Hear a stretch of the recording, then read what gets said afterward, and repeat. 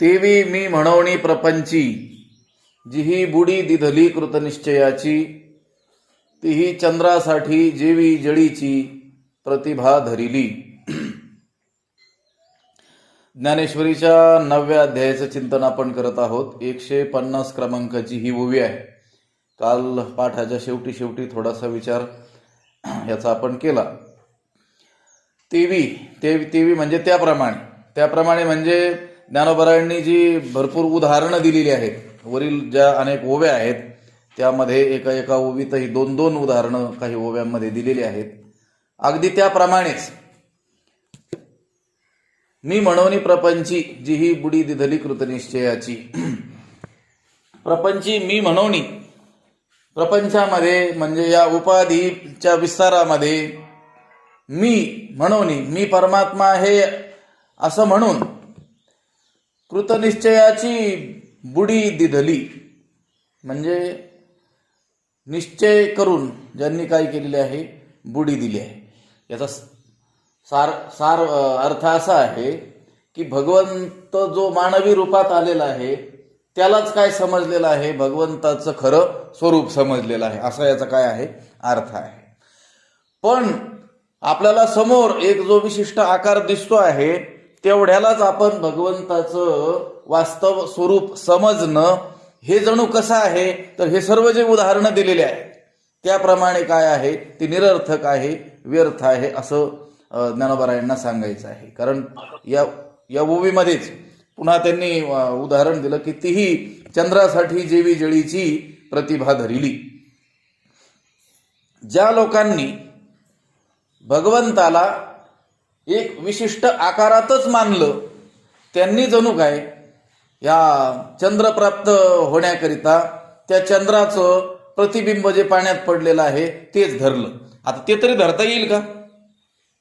प्रतिबिंब जरी तो चंद्र नाही आहे, चंद्राचं काय आहे, प्रतिबिंबच आहे, पण ते प्रतिबिंब तरी धरता येईल का? नाही. ते धरण्याचा काय केला, प्रयत्न केला. चंद्राचं, आकाशातील चंद्राचं पाण्यामध्ये पडलेलं जे प्रतिबिंब आहे ते धरण्याचा जसा प्रयत्न व्हावा तसं भगवंत एका विशिष्ट आकारामध्ये अवतार कार्यासाठी काही विशिष्ट हेतूनं मानवी रूप जे धारण केलेलं आहे तेवढंच त्याला समजणं हे तसं होईल असं या ओवीचं काय आहे, तात्पर्य आहे. आणि याच्यासाठी ज्ञानोबरायांनी या ओवीच्या वरच्या अनेक ओव्यांमध्ये भरपूर उदाहरणं दिली. काल आपण त्या उदाहरणांचाच काय केला, विचार केलेला आहे. ती मी म्हणवनी प्रपंची, जी ही बुडी दिधली कृतनिश्चयाची, तीही चंद्रासाठी जेवी जळीची प्रतिभा धरिली. त्यांनी जणू काही चंद्रासाठी, चंद्रप्राप्त होण्याकरिता जळीची, जळामध्ये असलेली प्रतिमा काय करावी, धरावी, प्रतिबिंब धरावं, चंद्र समजून प्रतिबिंब त्याला धरण्याचा प्रयत्न करावा. आणि हे जसं काय असेल, व्यर्थ असेल, त्याचप्रमाणे या उपाधीमध्ये, कारण हे देहादी ह्या देखील काय केलेले आहेत, भगवंताने उपाधी स्वीकारलेल्या आहेत. ते काय त्याचं स्वरूप आहे का? एका विशिष्ट आता राम अवतारामध्ये परमात्मा आले, कृष्ण अवतारामध्ये परमात्मा आले, अनंत जे अवतार झालेले आहेत त्यामध्ये भगवंत या भूतलावर अवतरित झालेले आहेत. ते अवतरित होण्याकरिता काहीतरी माध्यम पाहिजे म्हणून त्या उपाधीचा काय केलेला आहे, स्वीकार केलेला आहे. ते त्यांचं स्वरूप औपाधिक आहे, वास्तविक नाही, स्वरूपतः ते नाही, पारमार्थिक रूप त्यांचं ते नाही आहे. त्यांनी फक्त त्या शरीराचा काय केलेला आहे, आश्रय केलेला आहे. लक्षात आलं का? पण त्या आकाराकडे पाहूनच भगवंताचं एवढंच स्वरूप आहे असं जे मानणं आहे ते मानणं म्हणजे हे सर्व जी उदाहरणं वर सांगितली त्याप्रमाणे. आणि या ओवीतही आणखी एक जाता उदाहरण सांगितलं, चंद्र प्राप्त व्हावा म्हणून जणू काही त्या चंद्राचं प्रतिबिंबच धरायला जावं, हे जसं व्यर्थ होईल तसं ते काय आहे, व्यर्थ आहे. जी ही बुडी दिधली कृतनिश्चयाची, अगदी कृतनिश्चय पक्का काय केलेला आहे, त्यांनी निश्चय केलेला आहे. जरी तो कृतनिश्चय त्यांनी केलेला असला, म्हणजे निश्चय केलेला असला, त्या कृतनिश्चयाची बुडी जरी दिलेली असली हाच काय आहे, परमात्मा आहे असं जरी त्यांनी निश्चित केलेलं असलं तरी तो त्यांचा निश्चय काय आहे, वाया जाणार आहे. तैसा कृतनिश्चय वाया गेला, जैसा कोणी एक कांजी प्याला, मग परिणाम पाहो लागला अमृताचा. पुढच्या ओवीमध्ये ज्ञानोबराय म्हणतात त्यांचा तो कृतनिश्चय काय झाला, वाया गेला. कसा वाया गेला? जैसा कोणी एक कांजी प्याला आणि मग परिणाम पाहू लागला अमृताचा. त्यांचा मी प्रपंचात आहे, मी या देहात आहे, एवढंच माझं स्वरूप आहे, असा जो त्यांनी काय केलेला आहे, अशा समजुतीनं केलेला जो निश्चय आहे तो काय होतोय, वायाला जातोय, वायाला जाणार आहे, वाया गेलेला आहे. का, कसं, तर ते उदाहरण दिलं, जैसा कोणी एक कांजी प्याला. कोणी एक मनुष्य तो काय प्याला, कांजी प्याला. कांजी म्हणजे भातावरची पेज. तांदूळ शिजवत असताना त्या तांदळामध्ये वर राहिलेलं जे पाणी आहे त्याला काय म्हणायचं, पेज म्हणतो आपण, त्यालाच इथं काय म्हटलेलं आहे, कांजी म्हटलेलं आहे. आता ते असार भाग आहे. आता तांदूळ हे अन्नच इतर अन्नासारखं बलदायक किंवा पुष्टीदायक आपण मानत नाहीत. आता ही तुम्ही कष्ट करणारी माणसं, तुम्हाला जर भातच खाऊ घातला तर तुम्ही गळून जाणार की नाही. मग ते भात हे अन्न, तांदूळ हे अन्न सुद्धा जर तुम्ही बलदायक मानत नाहीत, तर मग ज्याच्यात त्या तांदळाचा पत्ताच नाही, असं केवळ त्याच्यावरचं पाणी, ते बलदायक कसं असेल. हा मात्र काय झाला, याने कांजी प्याली म्हणजे त्या भातावरची पेज काय झालं, पिऊन आला एक ग्लासभर, आणि परिणाम कशाचा पाहू लागला, अमृताचा परिणाम पाहू लागला. की आता भातावरची पेज प्यालेलो आहे, आणि आता ही पेलेलो असल्यामुळं जसं अमृत पिल्यानंतर शरीर काय व्हावं, अमर व्हावं, अशी तो अपेक्षा करू लागला. आता त्याचं ते करणं कसं हास्यास्पद असणार आहे. लक्षात आलं का. पिलाय काय, कांजी म्हणजे अतिशय असार असलेला पदार्थ, ज्याच्यामध्ये काही सार भागच नाही, तो ग्रहण केलाय. आणि परिणाम कशाचा पाहू लागलाय, अमृताचा. अमृत म्हणजे सकळ रसास्वादनी, सगळ्या रसाचं सार सर्वस्व त्याला काय म्हटलेलं आहे, अमृत म्हटलेलं आहे. लक्षात आलं का. सगळ्या रसात श्रेष्ठ रस कोणता, अमृत रस. आणि हा काय प्यालाय, सगळ्या रसात निकृष्ट असा रस कांजी प्याला, आणि ती कांजी प्याला आणि परिणाम कशाचा पाहू लागला, अमृताचा. तैसा कृत निश्चय वाया गेला. तसा या ठिकाणी जेवी मी म्हणून प्रपंची जी ही बुडी दिली कृतनिश्चयाची, मी या विशिष्ट आकारामध्येच आहे, किंवा हा आकारच माझं वास्तव स्वरूप आहे, असा ज्यांनी कृतनिश्चय केला म्हणजे निश्चय केलाय, त्यांचा तो निश्चय काय झाला, वाया गेला.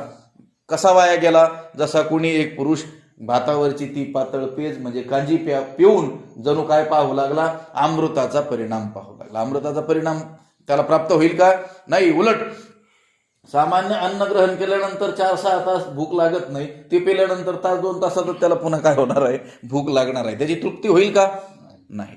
त्याची ह्या अन्नाप्रमाणे काही काळापुरती सुद्धा तृप्ती होणार नाही, दीर्घकाळाची तर जाऊ द्या, पण तो परिणाम कसा पाहू लागलेला आहे, दीर्घकालीन तृप्ती मला झाली पाहिजे. जसा आता तो अमृत प्राशन केलेला मनुष्य आहे, त्याला भुकेत राहण्याचा काही प्रश्नच नाही आहे. लक्षात आलं का. तसं त्याला वाटलं की आता मी ही भातावरची पेज पेलो आणि याने आता मला आयुष्यभर भूक तहानेचं काही दुःख पीडा करणार नाही. आता त्याचं ते तसं करणं काय आहे, हास्यास्पद आहे. तसंच भगवंताला एका विशिष्ट आकारामध्ये मानून हेच त्याचं काय आहे, वास्तव स्वरूप आहे, आणि एवढंच त्याचं स्वरूप आहे असं मानणं देखील तसंच आहे. तैसा कृतनिश्चय वाया गेला. जैसा कोणी एक कांजी प्याला मग परिणाम पाहू लागला अमृताचा. अमृताचा परिणाम पाहता येईल, पण अमृत पिऊन पाहता येईल. लक्षात आलं का. आता माझं शरीर अमर झालं पाहिजे आणि मला भुकेता आणण्याचं दुःख त्याने क्षुधा दुःख, तृषा दुःख याने पीडा नाही केली पाहिजे. ठीक आहे, त्याचं मान्य करता येईल, त्याचं ते अपेक्षा योग्य आहे असं आपल्याला म्हणता येईल. कधी, जर तो काय पेलेला असेल, अमृत त्याने पेलेला असेल, तर त्याची ती तशी अपेक्षा धरणं काही गैर नाही आहे. पण पिलाय काय, कांजी. मग कांजी पिलाय तर त्याचा परिणामही काय होईल, त्या कांजीचाच परिणाम त्याच्यावर होईल ना. लक्षात आलं का. त्याची तृप्ती ही कशी असणार आहे, क्षणिक, काही काळानंतर पुन्हा त्याला सुद्धा दुःख प्राप्त होणारच आहे. लक्षात आलं का. तसं एका विशिष्ट आकारामध्येच मला ज्यांनी मानलेलं आहे, स्थूलदृष्टी, माग काल 2-4 वेळेस स्थूलदृष्टी शब्द गेला पाठीमागच्या ओव्यामध्ये, सलग 3 ओव्यामध्ये स्थूलदृष्टी शब्द ज्ञानोबारायांनी योजलेला आपल्याला आढळून येतो. तसं स्थूलदृष्टीनं भगवंताला पाहणारे जे कोणी आहेत त्यांनी जर कशी अपेक्षा ठेवली की आता भगवंताला आम्ही जाणलो आणि कृतकृत्य आम्ही होऊन जाऊ, आता धन्यतेला प्राप्त होऊन जाऊ, होईल का धन्यतेला प्राप्त, होणारच नाही. धन्यतेला प्राप्त त्याच वेळेस होईल ज्या वेळेस त्या परमात्म्याचं जसं आहे तसं स्वरूप तुम्ही काय कराल, जाणार. तुका म्हणे जन्म आल्याचे सार्थक, पण विठ्ठलाची एक देखलिया, तो जन्म सार्थक होईल विठ्ठलाला पाहिल्यानंतर म्हणजे तो जसा आहे तसा पाहिल्यानंतर. तो हरे श्री हरी पाहिला डोळे भरी, ज्ञानोबारायांनी पाहिला, मग कसा पाहता पाहणे दुरी सार्वज्ञ, तसं जर कोणी पाहिल तर त्याचं त्या पाहिल्यामुळं त्याच्या जन्माला येण्याचं काय होणार आहे, सार्थक होणार आहे. कारण ज्ञानोबाराय आणि अन्य सर्व संत हेही विठ्ठलाला पाहतात आणि तुम्ही आम्ही सामान्य जनही विठ्ठलाला पाहतो. परंतु आपलं पाहणं आणि त्यांच्या पाहण्यामध्ये काय आहे, भेद आहे. आपण आपल्याला शेष ठेवून पाहतो, आपण आपल्याला शिल्लक ठेवून पाहतो. मी पाहणारा आहे हा भाव वेगळा ठेवून पाहतो, ती पाहण्याची क्रिया ठेवून आपण काय करत असतो, ते दर्शन करत असतो. पण संतांचं दर्शन कसं आहे, पाहता पाहणे याला काय करतात, दूर करून ज्याला पाहायचं तत्स्वरूपच होऊन ते जात असतात. आणि ते खरं काय आहे, पाहणं आहे, त्याच्याशी एकरूप होऊन जाणं आहे. त्याच्या स्वरूपाचं यथार्थ ज्ञान ज्या क्षणी आपल्याला होईल त्याच क्षणी मनुष्य काय होऊन जाणार आहे, कृतार्थ होऊन जाणार आहे. आणि त्याच्याशिवाय पर्यायही नाही. तमेव विदित्वा अतिमृत्युमिति नान्यः पंथा विद्यते अयनाय. वेदाने सांगितलेलं आहे की त्यालाच जाणून तुम्ही कृतार्थ होऊ शकता, कृतार्थ होण्याचा अन्य मार्ग नाही. लक्षात आलं का? मग तो जसा आहे तसं जाणलं आणि मग आपण अपेक्षा ठेवल्यात आम्ही कृतार्थ होऊ, तर ती योग्य आहे. त्याच क्षणाला कृतार्थ होणार, अपेक्षा ठेवून मग प्रतीक्षा करण्याची आवश्यकता पडणार नाही. पण आपण त्या आकारालाच परमात्म्याचं वास्तव स्वरूप समजत असू, तसा आपला कृतनिश्चय असेल आणि आपण तेवढ्यानेच जर आम्ही कृतार्थ होऊ, लक्षात आलं का, आम्ही पूर्णतेला आता प्राप्त होऊ ही अपेक्षा धरणं म्हणजे कसं होईल ते एखाद्या माणसाने कांजी पिऊन यावं आणि परिणाम कशाचा पाहू जावं, अमृताचा पाहू जावं, तसं होईल. तैसा कृतनिश्चय वाया गेला, जैसा कोणी एक कांजी प्याला, मग परिणाम पाहो लागला अमृताचा. तैसे स्थूळाकारी नाशवंते, भरवसा बांधोनी चित्ते, पाहती मज अविनाशाते, तरी कैचा दिसे. तैसे त्याप्रमाणे स्थूळाकारी नाशवंते, स्थूळाकारी स्थूळ आकार, ज्यांचा आकार काय आहे, स्थूळ आहे आणि जे कसे आहेत, नाशवंत आहेत, असे जे देहादी उपाध्या आहेत, त्या उपाधीच्या ठिकाणीच हाच जणू काय आहे, परमात्मा आहे, असा चित्ते भरवसा बांधोनी, मनात काय केलेला आहे, त्यांनी विश्वास ठेवलेला आहे, निश्चय केलेला आहे. आणि कोणाला पाहू जातात, मज अविनाशा ते पाहती, मी अविनाश असलेल्या परमात्म्याला ते पाहतात. आणि जरी पाहत असले तरी कायचा दिसे, त्यांना मी कसं काय दिसेल. लक्षात आलं? म्हणजे त्यांना माझं पारमार्थिक स्वरूपाचं ज्ञान त्यांना कसं काय होईल. पारमार्थिक काय स्वरूप आहे हे जाणण्याचा प्रयत्न मनुष्य करील तर एक दिवस निश्चित कधी ना कधी तो त्या पारमार्थिक स्वरूपाला जाणेलच जाणेल. पण केवळ जो आकार ज्याचा स्थूळ आहे आणि जे नाशिवंत आहे असा देह, हा देह काय आहे, स्थूळाकारी आहे, पुन्हा कसा आहे, नाशवान आहे. लक्षात आलं का? आणि या देहादी उपाधीच्या ठिकाणीच हाच परमात्मा आहे असा जर आपण काय केला, चित्ते भरवसा बांधोनी, मनात काय केला, निश्चय केला, भरवसा बांधला म्हणजे विश्वास ठेवला. आणि मज अविनाशा ते पाहू जातील, म्हणजे मज अविनाशा ते पाहतील, मला अविनाश असलेल्या परमात्म्याला पाहतील, तर त्यांना मी कसा दिसेल, तर माझं पारमार्थिक स्वरूप त्यांना कसं काय ज्ञात होऊ शकणार नाही. हे बघा, ज्याला ज्याला आकार आहे ना त्याला त्याला नाश आहे. अवघाचे आकार ग्रासियला काळे, एकते निराळे हरीचे नाम. तुकोबारायांनी काय सांगितलं, ज्या ज्या वस्तूला आकार आहे ती काळाच्या चपेटघातात येणार आहे. लक्षात आलं का? परमात्म्याला आकार आहे का? नाही. नामरूप संबंधू जाती क्रिया वेदू, हा आकाराशीच प्रवाद. आकारवान पदार्थाच्या ठिकाणीच नाम रूप संबंध जाती क्रिया भेद इत्यादी येतात आणि ते कसे असतात, नाशिवंत असतात. परमात्म्याला काही आकार आहे का? रंग नाही, रूप नाही, नाही वर्ण छाया असं म्हटलेलं आहे ना. विशिष्ट आकार आहे. आकाराच्या आत आला की तो मायेचा प्रांत आहे आणि तो पदार्थ कसा असणार आहे, नाशिवान असणार आहे. लक्षात आलं का? आता आपण आपलं वास्तव स्वरूप आपण परमात्मा तत्वहून भिन्न आहोत का? नाहीत. पण आपण कशाला आलो आता? आकाराला आलो. तो नाश आपला होणारच आहे. लक्षात आलं? आपण स्वरूपतः आकाराला आलो नाहीत, पण आकाराला आलेल्या देहादिकांना मी समजलंय. लक्षात आलं का? आत्ता या क्षणी देखील, लक्षात आलं का, या क्षणाला देखील आपण काय आहोत? सदा मुक्तच आहोत. लक्षात आलं का? उलट त्याला मुक्तही म्हणता येणार नाही. लक्षात आलं? पण आता आपण बद्धतेची कल्पना करून घेतलेली असल्यामुळं थोड्या वेळ त्या मुक्त शब्दाचा प्रयोग करू. या क्षणाला देखील मनुष्य काय आहे? मुक्तच. आपण म्हणतो ना, हे जीवन मुक्त आहे, हे महात्म्य आहेत, हे ब्रह्मविद वरिष्ठ आहेत, ज्ञानी पुरुष आहेत, यांनी परमात्मा तत्वाला जाणलेलं आहे, हे संत आहेत. आणि आपला विचार करताना आपण काय म्हणतो? आपण सामान्य आहोत, अज्ञानी आहोत, संसारी जीव आहोत असं म्हणत असतो. अहो, ते ज्ञानी असोत आणि आपण अज्ञानी असोत, ह्या क्षणाला दोघंही काय आहेत? मुक्तच आहेत. लक्षात आलं का? याला बद्ध केलंय कोणी? याने याची काय करून घेतलेली आहे? कल्पना करून घेतलेली आहे. याने एका आकारामध्ये बद्ध आपल्याला मानलेलं आहे. ते देखील शरीरातच राहतात आणि आपण देखील काय आहोत? या शरीरातच राहायला आलेलो आहोत. पण त्यांनी आपल्याला शरीराहून भिन्न मानलेलं आहे. या शरीराचा आमचा काही संबंध नाही असा त्यांनी काय केलेला आहे?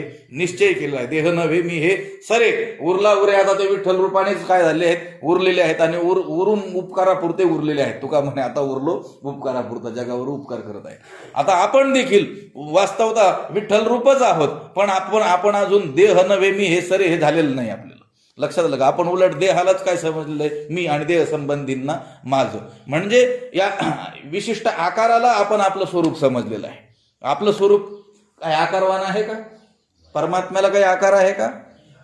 काही विशिष्ट देशामध्येच तो राहतो, विशिष्ट काळामध्येच तो राहतो, विशिष्ट तो आकाराचाच आहे असं काय आहे का?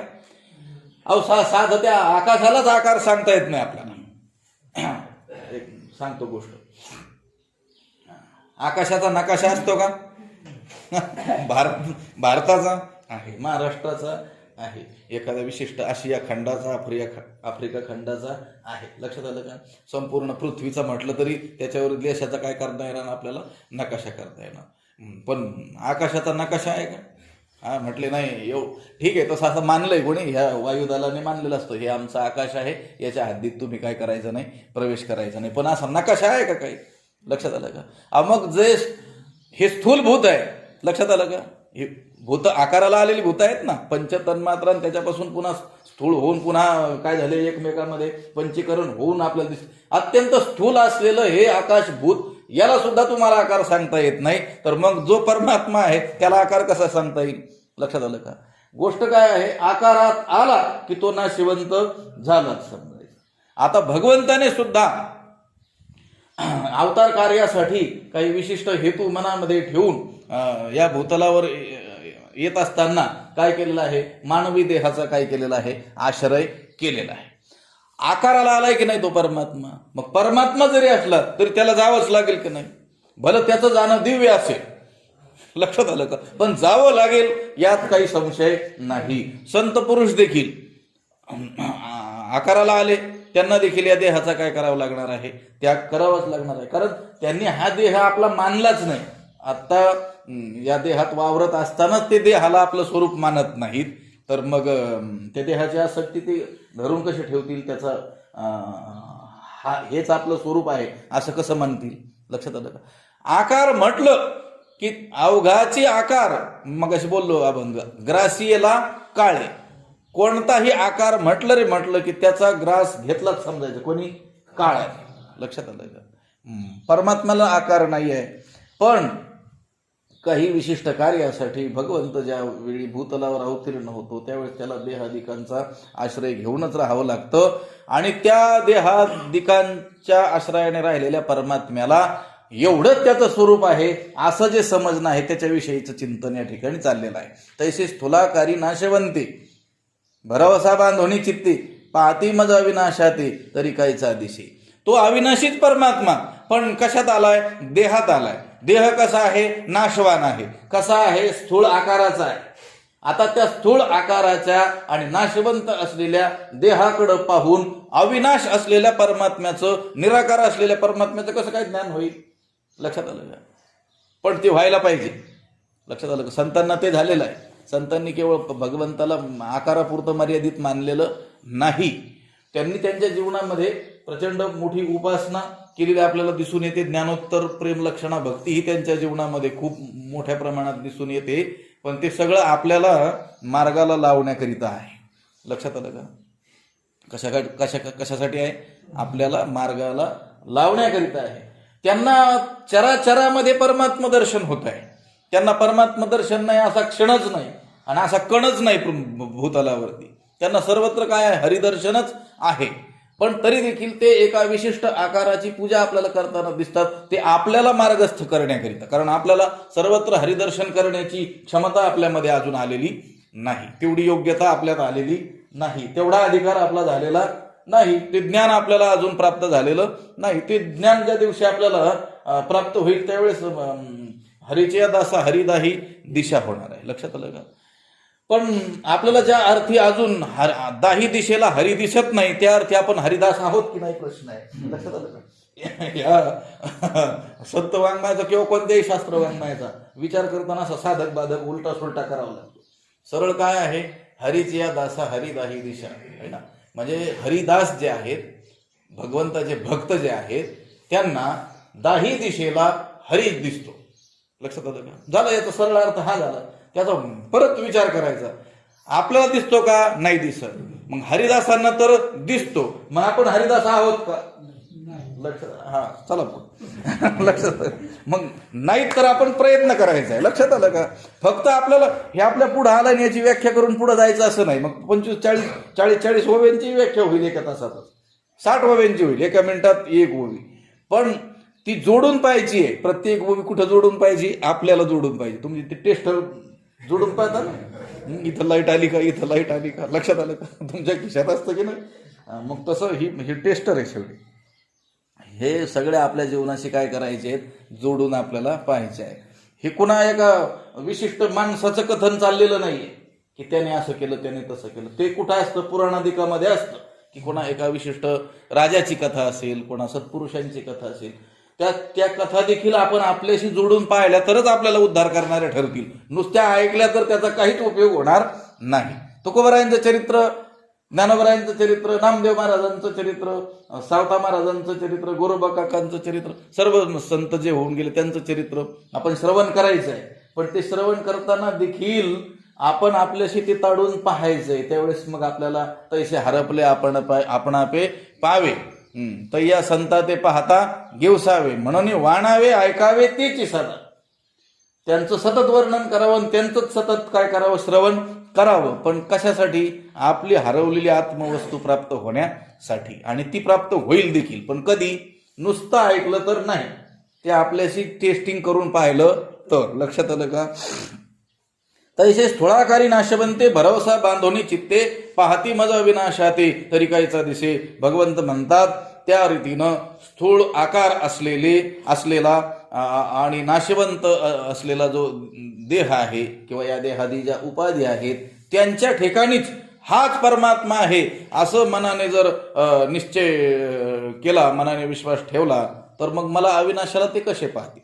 कारण परमात्मा कसा आहे? वास्तव त्याचं रूप अविनाश करी आपुलिया आईसे लावी म्हणा पिसे गोविंद. अविनाशकरी म्हणजे काय? तो आता या विशिष्ट आकारात आलाय, त्या आकाराचं बनवणार का आपल्याला? तशी भक्तीच्या जोरावरती ज्या अनेक मुक्ती मिळतात त्याच्यात स्वरूपता नावाची जी मुक्ती आहे, आपलं असलेलं रूप म्हणजे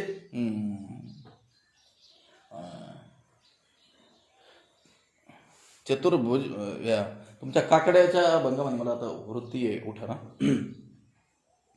आपण तिथं असं वर्णन आहे त्या वैकुंठाधिकांना, ते भक्त त्या भक्तीच्या जोरावर गेल्यानंतर त्यांना सर्वत्र चतुर्भुजच असलेली नरनारी दिसून येतात. लक्षात आलं का? मग त्यांना ते जे रूप प्राप्त झालेलं आहे ती स्वरूपता मुक्ती आहे. पण ती देखील कुठपर्यंत आहे? जेवढं पुण्य होतं ते संपेपर्यंतच आहे.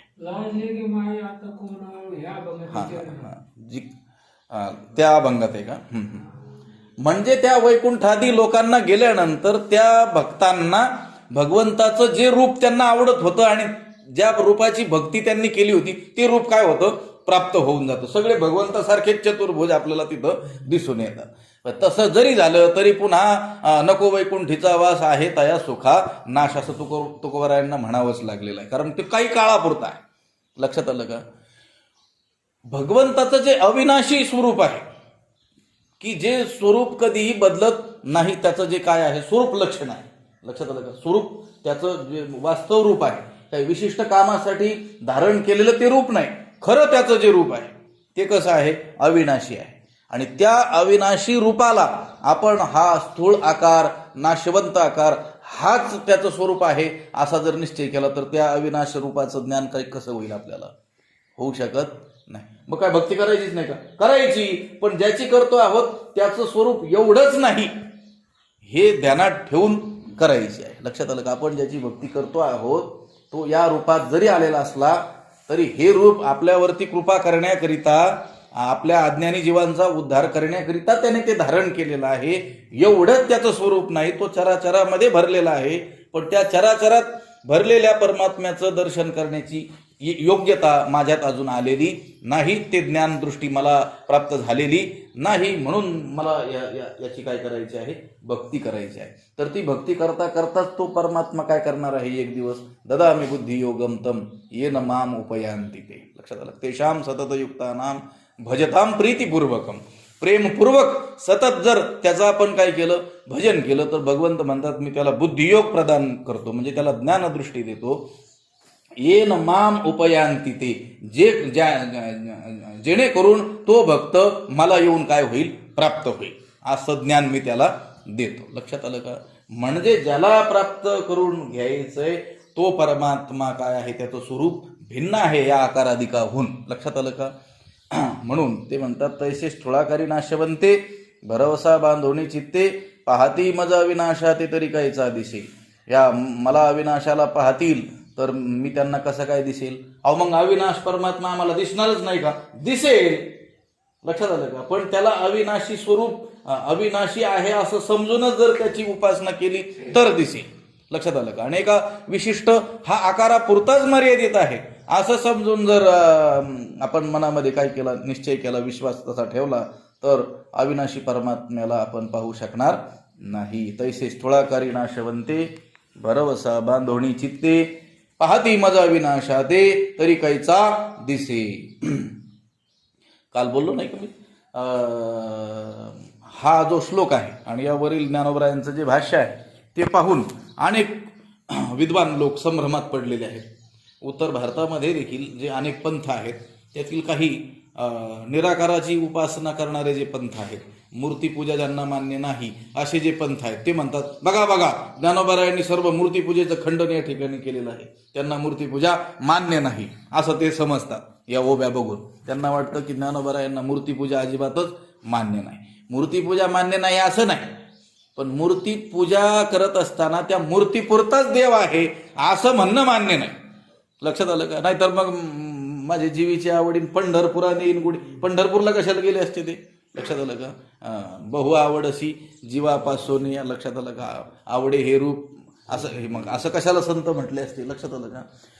मूर्तीपूजा त्यांना मान्यच आहे आणि त्यांनीच तर आपल्याला ती दाखवून दिलेली आहे. लक्षात आलं का? अमूर्त असलेला परमात्मा, सर्वत्र चराचरामध्ये व्याप्त असलेला परमात्मा, पण त्याचं दर्शन करण्याची योग्यता नसलेल्या लोकांसमोर उद्धाराचं साधन काय ठेवायचं? म्हणून मग आणि याला रूपा बळे करुणी खळे हरिदासी, त्या रूपामध्ये एका विशिष्ट आकारामध्ये मोठा प्रयास करून या संतांनी त्याला काय केलेलं आहे? आणलेलं आहे. अवतार जो भगवंत या भूतलावरती घेत असतो, तो अवतार घेत असताना आपण जी सामान्य अज्ञानी जीव आहोत, आपलं काय कर्तृत्व आहे का त्याला आणण्यामध्ये? आणतंय कोण त्याला? ते भक्तच काय करतात? मोठा प्रयास, तपस्या, साधना करून त्याला काय करत असतात? आणत असतात. बरं, त्याला आणण्यामध्ये त्यांचा काही हेतू आहे का? त्यांना तर चराचरामध्ये भगवत तत्वाचं दर्शन होत आहे, ते मुक्तच आहे. पण या सर्व जीवांचा कळवळा येऊन ते काय करत असतात? यांना काहीतरी जसं पुंडलिकानं त्या परमात्म्याला काय केलेलं आहे? पंढरपूरला आणलेलं आहे. लक्षात आलं का? आणि या जगावरती काय केलेलं आहे? उपकार. ते आपण मागे श्लोक बघून आलो त्या अभंगाचं चिंतन करत असताना. मूड पापी जैसे तैसे, आहे ना? जड मूड अज्ञानी जीवांचा तू काय केला पाहिजेस? उद्धार केला पाहिजे, असा शब्द त्या देवाकडून घेतलेला आहे. मला सांगायचं एका विशिष्ट आकारामध्ये जरी तो परमात्मा आलेला असला आणि आपल्याला भक्ती करताना अन्य पर्याय नसला त्या आकाराशिवाय, तरी देखील केवळ तो आकारापुरताच मर्यादित आहे याचं खंडन ज्ञानोबरायांनी या ठिकाणी केलेलं आहे. लक्षात आलं का? हे सर्व अगदी ज्ञानोबरायांचं बोलणं बहुतेक करून तुकोबरायांसारखं असं परखड आपल्याला आढळून येत नाही. लक्षात आलं का? ते सौम्य भाषेमध्ये बोलतात. एखाद्याला खूप बोलायचं असलं तर फक्त मूड म्हणतील. लक्षात आलं का? मूर्ख म्हणतील, असे काही सौम्य शब्दाचा उपयोग करतात. तुकोबरायांचं तसं नाहीये. पण या ठिकाणची ज्ञानोबरायांची जी भाषा आहे ती थोडीशी कठोर झालेली आपल्याला आढळून येते. त्यातली त्यात कठोर, फार कठोर नाही, तुकोबरायांसारखी नाही. तुकोबरायांचं काय आहे, आसुडाचा काय आहे, फटकाच आहे. मग लक्षात आलं का? तैसे स्थूळाकारी नाश्य बनते, भरवसा बांधोनी चित्ते, पाहती मजा विनाशाते, तरी कायचा दिसे. आगा काही पश्चिम समुद्राची या तटा, निघिजत आहे पूर्विलिया वाटा, का कोंडा कांडिता सुभटा, कणू आतुडे. 2 उदाहरणं दिली. आगा, अरे अर्जुना, पश्चिम समुद्राची या तटा, निघिजत आहे पूर्विलिया वाटा.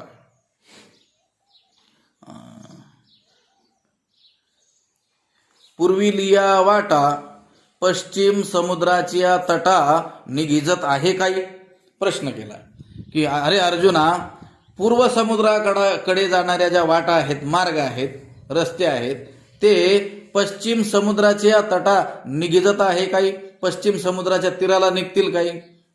एकाला जायचं होतं पूर्वेकडच्या समुद्राकडं. लक्षात आलं का? पश्चिमेकडच्या समुद्राकडं, आणि तो पूर्वेकडं तोंड करून निघालाय. पोहोचू शकेल का? त्याला कुठं जावं लागेल? ज्या दिशेला जायचंय त्याच दिशेला तोंड करून जर तो चालू जाईल तर त्या दिशेकडे तो जाईल. याला जायचंय कुठं? पश्चिम समुद्राच्या तटाला, आणि निघालाय कुठं? पूर्विलिया वाटा, पूर्व दिशेच्या मार्गाने निघालाय. तर तो पोहोचेल का? पोहोचू शकत नाही. आगा काही पश्चिम समुद्राची या तटा, निघिजत आहे पूर्विलिया वाटा, पूर्वेकडच्या वाटेने पश्चिम समुद्राच्या तटाला निघिजत आहे काही. का कोंडा कांडिता सुभटा, कणू आतुडे. आणखी एक उदाहरण. का म्हणजे अथवा किंवा. आणखी एक उदाहरण. कोंडा कांडिता, कोंडा कांडला असता, त्यात कणू आतुडे, त्यात धान्य कण सापडेल का? हे सुभटा, हे अर्जुना, हे योद्ध्या, चाकल्या योद्ध्या, मला सांग बरं, कोंडा कांडला असता त्यातून एक तरी धान्य कण आपल्याला मिळेल का? अहो, त्याला मग कोंडाच कशाला म्हटलेलं आहे? त्यातलं धान्य सर्व काढून घेतलं, त्याला तर काय म्हटलेलं आहे? भूस म्हटलेलं आहे. लक्षात आलं? लक्षात आलं? आता त्या भुसामध्ये आपल्याला किती कांडलं, पुन्हा आपण त्याला उफनलं, हे केलं ते केलं, तरी आपल्याला त्याच्यात कण सापडेल का? नाही. कारण ते असार आहे, आणि त्या असारामध्ये सार सापडण्याचं काही कारणच नाही. सार नाही म्हणून तर त्याला काय म्हटलेलं आहे? असं त्रिगुण असार, निर्गुण हे सारासार विचार अलिबाड. हे त्रिगुणात्मक जी माया आहे, आणि ते माया कार्य जे आहे ते काय आहे? असार आहे. हे देहादी देखील काय आहेत? मायेचे कार्यच आहेत. मायेचा आश्रय करून तर परमात्मा पुन्हा पुन्हा अवतरित होतो. त्याने स्वतःच सांगितलेलं आहे ना, अजोपी सन्नव्य आत्मा भूतानाम ईश्वरोपी सन प्रकृतीम स्वामाधिष्ठाय, स्वाम प्रकृतीम अधिष्ठाय. स्वतःची ही दैवी माया, तिचा आश्रय करून मी काय करतो? स्वाम प्रकृतीम स्वामाधिष्ठाय संभवाम्यात्म माया, मी काय होतो? या ठिकाणी काय होतो? प्रकट होतो. मग ते प्रकट होण्याकरिता त्याला मायेचा आश्रय करावा लागला. म्हणजे माया कार्य देहादिकांचं काय करावं लागलं? त्याला आश्रय करावा लागलेला आहे. आणि मग माया कार्य त्रिगुणात्मक, त्रिगुण, हे त्रिगुण असार आत्ताच आपण म्हटलं काय आहे? ते असार आहे. आणि त्याच्यात आपल्याला सार कसं काय सापडेल? लक्षात आलं का? का कोंडा कांडिता सुभटा, कणू आतुडे. आगा काही पश्चिम समुद्राची या तटा, निघिजत आहे पूर्विलिया वाटा, का कोंडा कांडिता सुभटा, कणू आतुडे. सापडेल का? नाही सापडणार कण. तैसे त्याप्रमाणे, विकारले हे स्थूळ, जाणितले या मी जाणवतसे केवळ, काही फेण पिता जळ सेविले होय. प्रश्नच केले ज्ञानोबरायांनी. सांगा आता, तुम्हीच सांगा सर्वजण. तैसे विकारले हे स्थूळ, त्याप्रमाणे हे विकारलेलं म्हणजे विकाराला प्राप्त झालेलं, हे स्थूळ म्हणजे हे स्थूळ शरीर, हा स्थूल आकार कशाला प्राप्त झालेला? विकाराला प्राप्त. कारण याच्यामध्ये काय आहे? विकार आहे. षडभाव विकार अस्ति जायते वर्धते विपरिणामते अपक्षीयते विनश्यती. हे 6 विकार या आकाराच्या पाठीमागं लागलेले आहे. आकार म्हणला की त्याच्या मागे हे विकार लागलेच आहे समजायचं. तसे विकारले हे स्थूल शरीर हा जो आकार आहे हे काय आहे? विकाराला प्राप्त झालेला आहे. आणि अशा या विकाराला प्राप्त झालेल्या या स्थूलाला जाणीतले या जाणलं असताना मी जाणव तसे केवळ, मी केवळ म्हणजे नित्य शुद्ध बुद्ध मुक्त या स्वरूपाने जाणला जाईल का? कशाला जाणला असता? विकाराला प्राप्त झालेल्या या स्थूलाला जाणलं असता मी जो केवळ परमात्मा आहे तो जाणला जाईल का? नाही. विकाराला जाणला असता जाणला असता काय जाणलं जाईल? विकाराला जाणलं जाईल. पण विकाराला जाणून अविकाराला कसं काय जाणलं जाईल? लक्षात आलं का? एकाची ओळख आपली झाली असताना संबंध कोणाशी होणार आहे? त्याच्याशी. त्याला जाणलं जाईल. त्याला जाणलं जात असताना दुसऱ्याला कसं काय जाणलं जाईल? नाही जाणलं जाईल. भगवंत काय म्हणतात? तैसे विकारले हे स्थूळ काय झालेलं आहे? विकारलेलं आहे. विकाराला प्राप्त झालेलं आहे. आणि त्याला जाणीतले या त्या विकाराला प्राप्त झालेल्या या स्थूल आकारवान या देहादिकांना जाणलं असता मी जाणावं तसे केवळ, मी केवळ नित्य शुद्ध बुद्ध मुक्त या स्वरूपाने जाणला जाईल का? नाही जाणला जाणार. कसा? काही फेण पिता जळ सेविले होय. पाण्यावरचा फेस पिल्याने पाणी पिल्यासारखं होईल का? त्या पाण्यावर फेस येतो, आलेला असतो तो पाण्यावरच, पाण्याच्याच आधाराने आलेला असतो. पण त्याच्यात पाणी असतं का? त्याच्यात असतं तर मग ते पिल्याने पोट भरलं असतं की नाही? पाण्यावरील फेसाने पाणी पिण्यासारखं होतं का? सेविले होय प्रश्नचिन्ह आहे. ज्ञानोबराच विचारतात, सांगा बरं, पाण्यावरील फेस पिल्याने पाणी पिल्याची तृप्ती आपल्याला होते काय? कोणी सांगेल नाही होते. मग तसंच या विकाराला प्राप्त झालेलं हे स्थूल आकारादी जे देहादी आहेत त्यांना जाणलं असता मी जाणावं तसे केवळ, मला जाणल्यासारखं होईल का? केवळ म्हणजे मी जो नित्य शुद्ध बुद्ध मुक्त सच्चिदानंद स्वरूप जो आहे त्याला जाणल्यासारखं होईल का? नाही जाणल्यासारखं होणार. म्हणून मोहिलेने मनोधर्मे हेची मी मानुनी संभ्रमे मग येतीची जिये जन्म कर्मे तिये मजची म्हणती. मनोनी मोहिलेनी मनोधर्मे म्हणून मायेने मोहित झालेल्या मनोधर्मे मनोवृत्तीनं अविचारी अविवेकाने कशाने मोहित झालेल्या? मायेने. मोहिलेनी मनोधर्मी. मनोधर्म म्हणजे मनोवृत्ती. पण ती मनोवृत्ती कशी? मोहिलेली म्हणजे मायेने मोहित झालेली ही जी मनोवृत्ती आहे त्या मनोवृत्तीने त्या मनोधर्माने हेची मी मानोनी संभ्रमे.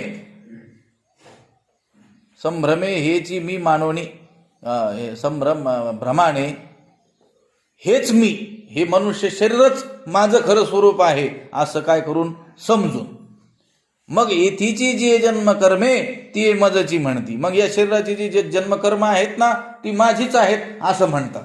कोण? अज्ञानी. आपलं सगळ्यात चाललंय, आपलं चरित्र चाललेलं आहे सध्या. लक्षात आलं का? आपण देवाला काय समजतो तसं ज्ञानोबराय सांगतात, म्हणून मोहिलीनी म्हणून मनोधर्मी, मायेने मोहित झालेल्या मनोवृत्तीने मनोधर्माने भ्रमाने हेची मी मानुनी. हेची म्हणजे आता आकाराचा विषय चाललेला आहे ना, हा देहादिकात जो मी आलेलो आहे हेच माझं स्वरूप आहे असं समजून. बघा, एका विशिष्ट आकारात जो परमात्मा येतो आणि त्याला त्याचं हेच स्वरूप आहे हे जे आपण समजतो ना, हे कसं ज्ञानाने नाही समजत.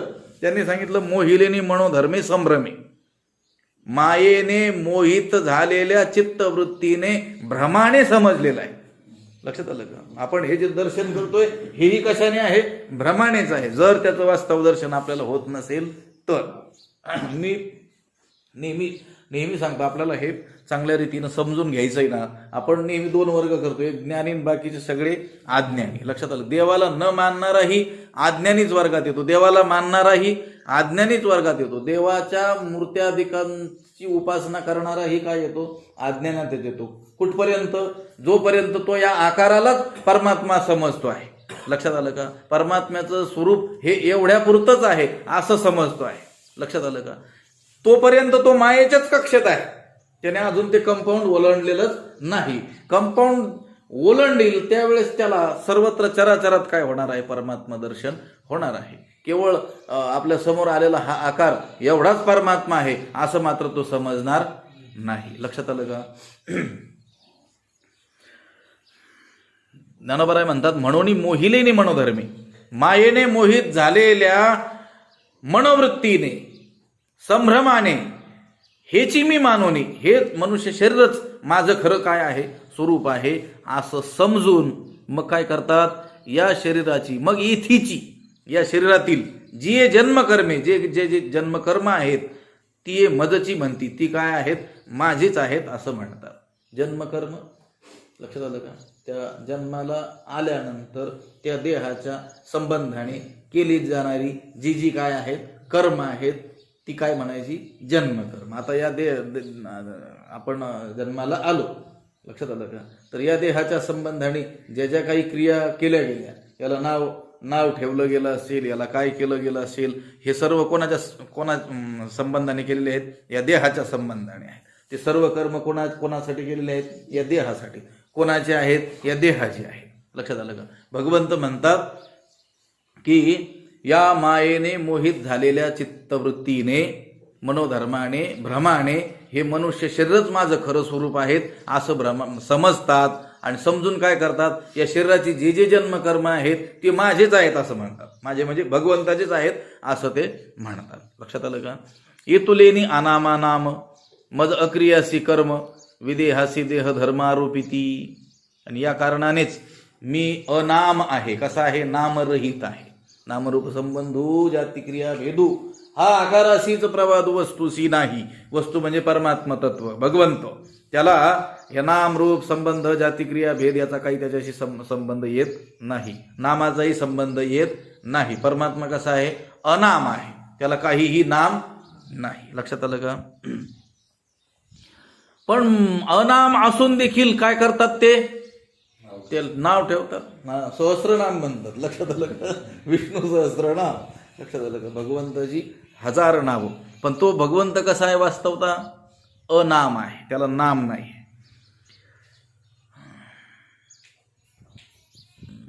17व्या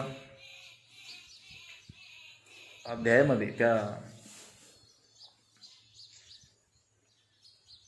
याच्या संबंधी उभी आहे ना. त्यांचा फोन चालू आहे का? हा ते कीर अनाम अजाती अविद्या वर्गाची राती. माझी ओळखा वया श्रुती खूण केली. बरोबर आहे. उदाहरण त्यांनी दिलेले आहेत ना. आणि भगवंत काय आहेत? ते हे कीर अनाम अजाती. त्याला कुठली जाती नाही, त्याला कुठलं नामही नाही. परी अविद्या वर्गाची राती. अविद्या वर्गाच्या रातीमध्ये श्रुतीनं त्याला ओळखण्याकरिता काहीतरी खून करावी म्हणून त्याला काय केलेलं आहे? काही नाव ठेवून दिलेलं आहे. लक्षात आलं का? ठेवले नावेशी ओ देत उठी आहे. लक्षात आलं का? बालक जो आहे आता तो जन्माला आधी येतो मग काय करतो? आपण नाव ठेवतो. नावासह येतो का जन्माला? तो नाही. त्याच्या देहाला आपण एक ओळखण म्हणून काय केलं असतं? नाव ठेवलेलं असतं. पण त्या नावाशी तो इतका तादात्म्य धारण करतो की 100 लोक झोपलेले असले आणि त्याच्यातील त्या विशिष्ट माणसाला उठवायचं असलं त्याचं नाव घेतलं ते लगेच डचकून काय होतो? ओ देतो. लक्षात आलं का? ओ देतो. त्या नावाला त्यांनी काय केलं असतं? आपला संबंध मानलेला असतो. तसं परमात्मा जो आहे त्या परमात्म्याला या श्रुतीनंच काय केलेलं आहे? हे नाव ठेवलेलं. त्याला नाव आहे का? जन्माला येतं बाळक, त्याला नाव असतं का? कोण ठेवतो? त्याचेच संबंधी काय करत असतात? त्याला काय करत असतात? नाव, काहीतरी विशिष्ट नाव ठेवत असतात. तसं परमात्म्याला नाव आहे का? नाही. मग त्याला नाव ठेवलं कशासाठी? ओळखण्याकरिता. आपण अज्ञानी जे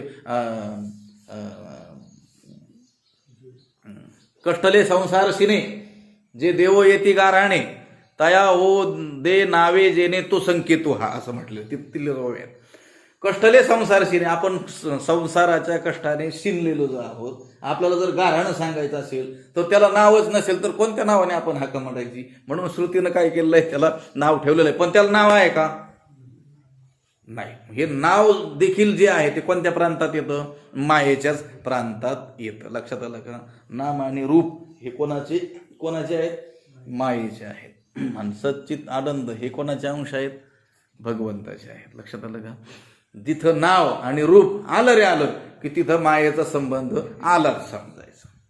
नाम आणि रूप मायेला सोडून नाहीत, पण भगवंताची ही नावं आपल्याला मायेच्या पलीकडं नेणारी आहेत. लक्षात आलं? इतर नावापेक्षा ही नावं काय करणारी आहेत? हरी हरी तुम्ही म्हणारे तेने मायाजाळ तुटेल. लक्षात आलं का? मायेच्याही पलीकडं नेणारी ही नाम आणि रूप आहेत. कोणती? भगवंताचं रूप आणि भगवंताचं नाव. हेही मला मध्ये मध्ये का सांगावं लागतंय? लक्षात आलं का? तुम्हाला हे वेगळंच वाटू नये म्हणून सांगावं लागतंय. लक्षात आलं का? याचा गोबीचा काही संबंध नाही. लक्षात आलं का? पण तुम्हाला या नाम आणि रूपाहून बाजूला नेत असताना तुम्हाला वाटायचं हे काय आता निर्गुणाचं काय चाललेलं आहे. हे ज्ञानोबराय सांगतात म्हणून मला ती व्याख्या करावी लागते, म्हणून पुन्हा पुन्हा सांगावं लागतं. नाही बाबा, हे बाकीचे नामरूप असतील पण हे नामरूप बरे, पण सगळे कोणत्या प्रांतातले आहेत? मायेच्याच प्रांतातले आहेत. येतुलेनी अनामा नाम, या कारणानेच, कोणत्या कारणानेच? या मोहित झालेल्या मनोवृत्तीनं संभ्रमाने या देहालाच मी असं समजणारे जे लोक आहेत, त्यांनी या देहाचे जे जन्मकर्म आहेत ते माझेच जणू काही जन्मकर्म आहेत असं भ्रमाने काय केलेलं आहे? समजलेलं आहे. आणि याच कारणामुळं त्यांनी मी अनाम असताना सुद्धा मला काय ठेवलं? नाव ठेवलेलं आहे. मज अक्रियासी कर्म, मी निष्क्रिय आहे, माझ्या ठिकाणी कुठलीही क्रिया नाही, तरी देखील माझ्याकडून कर्म घडतं असं ते म्हणतात, आरोप करतात. आरोपी ती पुढे शब्द आहे. मज अक्रियासी कर्म, आरोपिती जोडायची सगळीकडे. येतुलेनी अनामा नाम आरोपिती, मज अक्रियासी कर्म आरोपिती, विदेहासी देह धर्म आरोपिती. आरोप करतात. आणि आरोप खरा असतो का? म्हणून तो त्याला आरोप म्हणतात ना. लक्षात आलं? याने त्याच्यावर काय केला? आरोप केला. लक्षात आलं का? तो सज्जन असूनही त्याच्यावर दुर्जनत्वाचा काय केला? आरोप केला. तसं भगवंत म्हणतात मी अनाम आहे, मला नामाचा माझा काही संबंध नाही, पण माझ्यावर नामाचा काय केला? आरोप केला. कोणी केला? लोकांनी केला. कशामुळे केला? या कारणाने केला. कोणत्या कारणाने केला? हे मागच्या ओवीतल्या कारणाने केला. मोहिलेनी मनोधर्मी, मायेनं यांचं चित्त काय झालेलं आहे? मोहित झालेलं आहे. आणि संभ्रमाने मीच, हा देहच मी आहे असं त्यांनी समजलेलं आहे. आणि या संबंधीची जन्मकर्म ही जणू काही माझीच आहे. का आपण नाही म्हणत का देव जन्माला आला, गोकुळाष्टमी करतो म्हणजे काय करतो आपण? भगवान कृष्णाचा जन्मोत्सव. रामनवमी करतो म्हणजे काय करतो? रामाचा आता रामाचा आणि कृष्णाचा खरा जन्म असतो का? रमन्ते योगिनः अस्मिन् इति रामः. योगी ज्ञानी लोक ज्याच्यामध्ये नित्य रममाण असतात त्याला म्हणतात राम. आणि योगी कशात रममाण असतात? ज्ञानी ब्रह्मतत्वामध्ये. मग त्या ब्रह्मतत्वच काय आहे? राम. आता त्याचा जन्म असतो का कुठं? अजोपी, मी कसा आहे? अज आहे, मला जन्म नाही, पण आपण मानतो की नाही? लक्षात आलं? मग आपण देवाचा जन्मोत्सव करतो म्हणजेच आपण त्या देवाला एका आकारात मानलंय की नाही? मानलंय. मग करायचं नाही का? करायचं. लक्षात आलं का? आता हे बोलायचंय, हे मधलं बोल नाही. लक्षात आलं? करायचंय, सोडायचं नाही. लक्षात आलं का? पण त्याचं जन्मकर्मचे मे दिव्यम एवं यो वेत्ती तत्वतः. त्याचा जन्मही दिव्य आहे, त्याचं कर्मही दिव्य आहे. हे जो जाणतो तोही काय होऊन जातो? तसाच भगवंताच्या साम्यतेला प्राप्त होऊन जातो. त्याचा जन्म कसा दिव्य आहे? अरे बाबा, जरी जन्माला आलेला दिसत असला, विशिष्ट आकारात तो आलेला दिसत असला, या नंदाच्या अंगणात खेळताना दिसत असला, तरी तो साक्षात काय आहे? कृष्णस्तु भगवान स्वयं. लक्षात, जसं ज्ञानी पुरुषांनी पाहिलेलं आहे. ते म्हणतात ना, वेदांताचं गहन तत्व या नंदाच्या अंगणात खेळतंय म्हटले. लक्षात आलं का? आता ती जी दृष्टी आहे ती आहे का आपल्याला? लक्षात आलं का? आपण जसं आपलं बालक आहे त्या दृष्टीनं काय करणार आहेत? या स्थूल दृष्टीनंच भगवंताला पाहणार आहोत. मग स्थूल दृष्टीनं पाहत असताना त्याचं जे अविनाशी स्वरूप आहे ते कैची कळे? कसं काय आपल्याला कळणार आहे? कळणार नाही.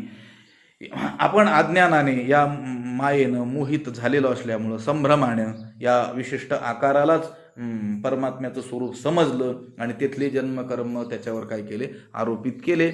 येतुलेनी अनामा नाम, मज अक्रियासी कर्म, विदेहासी देह धर्म आरोपिती. अक्रियासी कर्म, भगवंताकडून काही कर्म होतं का? नाहीतरी आपण काय म्हणू? मोठमोठे राक्षस मारले. लक्षात आलं का? काग बग रिठा मारिले, बाळपणी अवघी दैत्य खानी बुडविली. हे भयंकर असं मोठं कर्म भगवंताने केलं. तर भगवंताच्या ठिकाणी कर्म आहे का? त्याच्या वास्तव रूपाच्या ठिकाणी, वास्तव स्वरूपाच्या ठिकाणी नाही. तो अक्रिय आहे, पण त्याच्यावर कर्माचा काय करतात? आरोप करतात. विदेहासी देह धर्म आरोपिती. देहवान आहे का भगवान? नाही. तो कसा आहे? विदेह, देहरहित आहे, पण तरी देखील त्याला देह आणि देह धर्म आहेत असा काय करतात?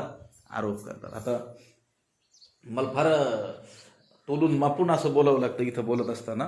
भगवान शंकराचार्यांच्या भाषामध्ये त्यांनी असं सांगितलेलं आहे, जे अगोदर जी प्रस्तावित केलेलं आहे, भाषाला सुरुवात करायच्या अगोदरच पहिल्या अध्यायाच्या आधीच जे लिहिलेलं आहे त्याच्यामध्ये त्यांनी लिहिलेलं आहे, हा अवतरित झाल्यासारखा इव शब्द घातलेला आहे. देहवान इव, देहवान नाही, देहवानाप्रमाणे आपल्याला दिसतोय तो. कशाने? अज्ञानाने आकाराला आलेला. लक्षात आलं का? इव शब्द, इव म्हणजे सारखा, इव म्हणजे प्रमाणे. आता हा मनुष्य आहे आणि दुसरा मनुष्य त्याच्या सारखा दिसणार आहे. जरी सारखा दिसत असला तो आहे का? तो आपण म्हणतो तुझ्या सारखा. तू नाही ना, तुझ्या सारखा. इव म्हणजे प्रमाणे. आता हे पुस्तक, या पुस्तकासारखंच हे पुस्तक जरी हुबेहूब सारखं दिसत असलं तरी हे पुस्तक म्हणजे हे पुस्तक नाही ना. लक्षात आलं का? तसं तिथं म्हटलेलं आहे भगवान शंकराचार्यांनी, हा परमात्मा मायेचा आश्रय करून या जगताच्या उद्धाराकरिता म्हणा, धर्मस्थापनेकरिता देहवान इव, देहात आल्यासारखा. लक्षात आलं का? आला नाही, आल्यासारखा. लक्षात आलं का? आता हा विषय समजतोय नाही समजतोय कधी कधी बाजूला ठेवावा लागतो. लक्षात आलं का? भगवंताचं मूळ जे स्वरूप आहे ते कसं आहे? अनाम आहे, अक्रिय आहे, देहरहित आहे, विदेह आहे. पण अशा त्या परमात्म्यावरती देखील आपण अज्ञानाने, या मायेनं मोहिलेल्या चित्तवृत्तीमुळं अनामाला नाम देतो, अक्रिय असलेल्याला कर्म आरोपितो, विदेह असलेल्याला काय करतो? देह आणि देहधर्माचा काय करतो? आरोप करतो. मज आकार शून्य आकार, निरुपाधिक उपचार, मज विधिवर्जिता व्यवहार, आचाराधिक. मज आकार शून्य आकार. भगवंत म्हणतात मी कसा आहे? आकार शून्य आहे, पण मला काय करतात? आकार मानतात. निरुपाधिक, मी उपाधिरहित आहे, निरुपाधिक आहे, पण माझ्यावरती काय करतात? ते उपचार करतात. आणि मज विधिवर्जिता व्यवहार आचाराधिक, मी शास्त्रविधी रहित आहे निर्गुण स्वरूपाने, पण माझ्याशी देखील काय करतात? आचाराधिक व्यवहार ते करतात. स्नानादी आचारणा, षोडशोपचारे पूजा करायची, पंचोपचारे गंध पुष्प धूप दीप नैवेद्य वगैरे, पाद्यपूजा, सर्व हे काय करतात? ते व्यवहार करतात. मज आकार शून्य आकार, निरुपाधिक उपचार, मज विधिवर्जिता व्यवहार आचाराधिक. मग ते करायचं नाही का? करायचं. लक्षात, हे मधलं बोल नाही, लक्षात ठेवायचं. मी मध्ये करायचं नाही का? करायचंय, पण हा परमात्मा एवढाच आहे असं समजून करायचं नाही. लक्षात आलं का? हे बोललं विद्यार्थी कोणी असते तर हे बोलावं लागलं नसतं मला.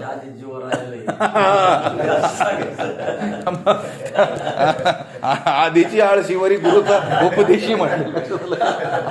आधीच त्या गोष्टींचा काय आहे? आपल्याला प्रचंड मनामध्ये काय आहे? आळस आहे. त्याच्यात जर ज्ञानोबराय सहकार्य जर झाले तर मग जर काय, मग बघायची गोष्टच नाही. लक्षात आलं का? हे करतच राहायचंय, पण ते करत असताना हा परमात्मा एवढंच त्याचं स्वरूप नाही आहे हे लक्षात घेऊन करायचंय. नाही तर मग ज्ञानोबराय आपल्याला हे बोलणारच आहे. लक्षात आलं का? मला वाटतं थांबू आपण, हे जड जातंय जरा.